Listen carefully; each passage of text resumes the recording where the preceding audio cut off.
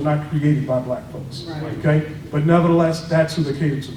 We need to find people who will do business with us. So this note that I have, just a few copies of it, but it is comprised of a directory of companies over the last 18 months who have not only said they will do business with black people, but those who have actually invested in black people. So this is a directory of individuals who are called angel investors, wealthy individuals who invest in entrepreneurs, debt capital providers, banks, venture capital firms. This is a directory of institutions and individuals who have actually had an affinity and given money to black people.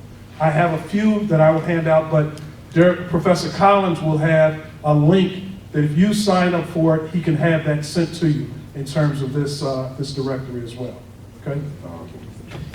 The other thing I think is real important for our community when you say that in terms of one people is what is an entrepreneur?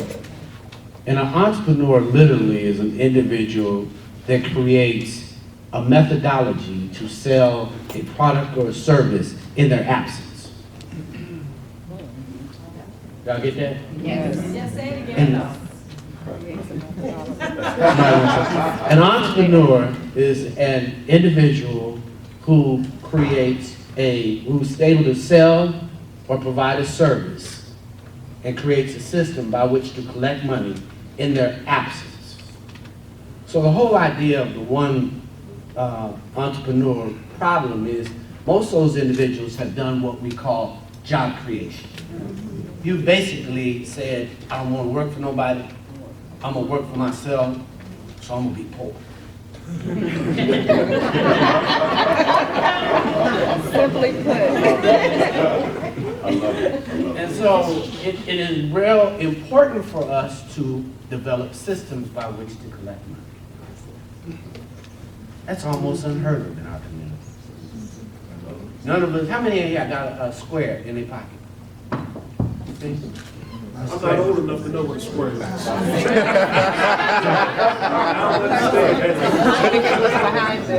collect money. So to collect money. So I'm being real cash out, PayPal.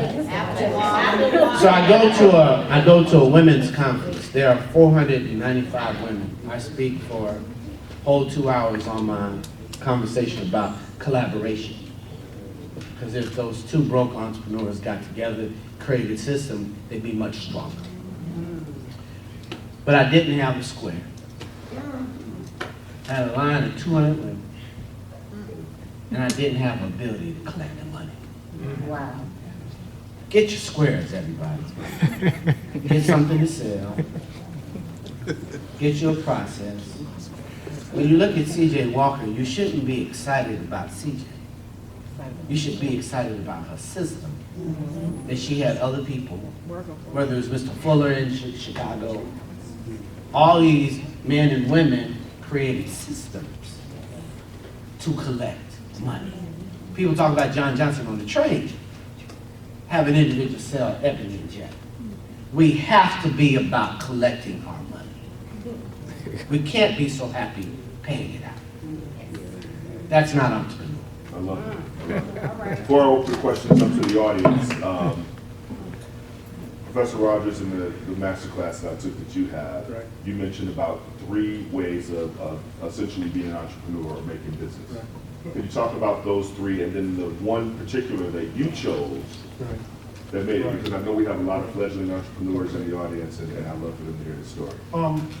He's mentioning a program that I did at Kennedy King about 3 weeks ago where I am now pledged to go to black communities and help black entrepreneurs who have businesses located in black communities, help them stabilize their firm and then ideally access more capital to grow, to create more jobs for people who are in the communities that they're providing products and services to. So my first community that I went to was Inglewood, my home. And we had a sellout, we had 50 black entrepreneurs there. And at that session, I shared with them the fact that there's 2 types of entrepreneurs, first of all. The first type of entrepreneur is what's called a lifestyle entrepreneur. That's the person who runs their business haphazardly. They don't have any kind of plan whatsoever. They just open the door and they hope somebody walks in the door every morning and something good happens. There's nothing wrong with that. My mother was a lifestyle entrepreneur. Okay, there's nothing wrong with that. When we look at over 20 million businesses in America, probably 98% of them would fall into that category. But what we focus on, and what I focus on, and what I focused on teaching there was what's that other category called the high growth entrepreneur. And the high growth as an entrepreneur is the person who has a business plan. Not only does she have a business plan, she works the plan.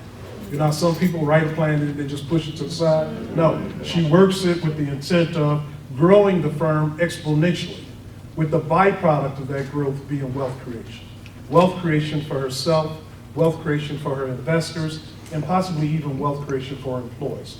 Three stakeholders who could benefit from high growth entrepreneurship versus lifestyle entrepreneur, also known as mom and pop entrepreneur, where that person is just simply looking for enough money just to live their lifestyle. Now there's three ways that you can become an entrepreneur. You can become an entrepreneur via franchising, where you can be a franchisee, and that is you buy into an existing operation, you pay a royalty. You can be a McDonald's franchisee, or you can be a franchisee of any existing entity where all the processes have already been flushed out and created, and now you come in and you replicate those processes. Another way you can become an entrepreneur is, and you can be a high growth entrepreneur via these fashions, because if you look at Valerie Daniel Carter in Milwaukee, this is a black woman who owns over 150 Burger Kings. Valerie Daniel Carter has guided her wealth. She employs over 3,000 black people. She has a community center built in the poor black community, right in the heart of the poor black community in Milwaukee. It has a job center, health center, and everything. So you can go the entrepreneur route via franchising. You can also go the entrepreneur route via acquisition, where you actually buy an ongoing existing entity that is not a part of the franchise. We've all heard of Reggie Lewis, who wrote the book, Why Should White Guys Have All the Fun? That book was talking about, and that title was referring to the fact that at that time he was saying, white boys are buying companies left and right. Why aren't black people doing that? I am a strong advocate of that model for black people, because one of the beauties of that is easier to finance. I did my acquisition of my first company when I was 28 years old, 2 years after I graduated from Harvard Business School. And as I said, Dean Collins was my banker over at South Shore Bank. 2 years after that, I bought my second company. 2 years after that, I bought my third company. I believe that black people should focus on that model versus this last model that I'm going to tell you, and that is startup. And the reason is because it's easier to finance, because it has a history, and secondly, you're closer to whatever exit you want. If you want to exit, that means I'm going to sell this business, you're closer to that exit. If you want to exit that says, I'm going to take the company public, you're closer to that. But the thing most importantly is the success rate of an acquisition is so much higher than the success rate of a startup. And the startup is the third way to go the entrepreneur route. So you can go franchising, acquisition, or startup. Startup, highest risk, highest possible reward. It's almost impossible for black people to raise capital for startups.